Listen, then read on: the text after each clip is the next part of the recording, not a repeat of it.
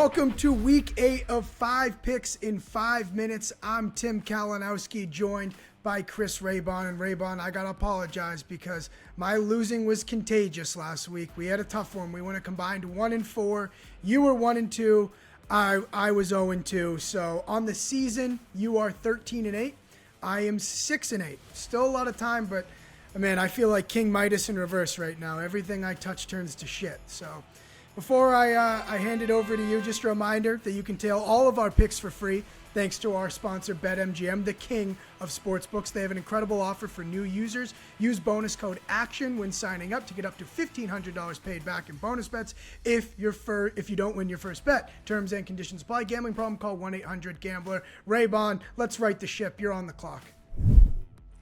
Let's go with the Cincinnati Bengals plus 3.5 at the San Francisco 49ers. Of course, Brock Purdy is in the concussion protocol. That puts him on the more doubtful side of questionable. It's really tough to get cleared, especially on a short week. You also have Deebo Samuel out, which hurts against the blitz, and Cincinnati can blitz. Love Lou Anarumo and his schemes. He's had some great game plans against the league's top offenses over the years. And Cincinnati, they tend to start slow. Last 2 seasons, though, coming off the bye, 2-0 straight up, 2-0 against the spread, covering by an average of 10 points a game. And Joe Burrow, anytime in his career when he's been an underdog of 3 or more points, 14-2 against the spread. So I like this Cincinnati team. I think their offense is one of the few in the league that can hang with San Francisco, and San Francisco's banged up here. Yeah, also, we got to just hope that Joe Burrow got healthy enough coming out of that bye. So it's not a bad bet. It's not a bad way of thinking. I'm going to go to Green Bay. The Green Bay Packers plus 1.5 against Minnesota. Look, this is just the most classic NFL situation of all time. Minnesota goes out and beats San Francisco on Monday Night Football in front of the whole world. And within minutes, within hours, their line against the Green Bay line for Minnesota flip-flops. Green Bay was initially favored by a point in this game, and now they're a dog of 1.5. This is just buy low, sell high. Watching Green Bay play against Denver, how do you lose to Denver? How can you fade Minnesota after they just beat San Francisco? Well, that's exactly what I'm going to do. Also, Minnesota coming off a short week. And Kirk Cousins, I hit up Evan Abrams for this. Kirk Cousins is 29-42-2 against the spread in his career, coming off a straight-up win. Over the last 20 years, there's only one quarterback in that same category that is just as bad, and that would be Jay Cutler. So give me Green Bay plus 1.5 here. Yeah, Cousins is playing really well, but the key for Green Bay, if they can get Jair Alexander back to put on Jordan Addison, that would really make it tough on Kirk Cousins in this spot. For my next pick, I'm going with the Cleveland Browns plus 3.5 at the Seattle Seahawks. And I think this is going to be another one of these games where the Cleveland defense can keep them in it, keep the score close, and maybe even pull off another upset. Cleveland plays the most man coverage in the league, and they're very good at it. The Seahawks are the worst team against man coverage, but no one's really played much man against them this year because they face some defenses that just don't do that or don't have the secondary to do it. Cleveland's also top 5 in pressure rate, and Geno Smith goes from 8.7 yards an attempt clean to 5.5 under pressure. Major drop off. Pete Carroll and the Seahawks 20-30 against the spread, just 40% as a favorite coming off a win since 2015. I'll take the Browns 3 in the hook. Yeah, I have no idea how to handicap this Browns team. Just so confusing, especially after last week when all of a sudden they get into a high-scoring affair with the Indianapolis Colts. So good luck to you. I have no pulse of that team. Can't figure it out. I am going for my second pick.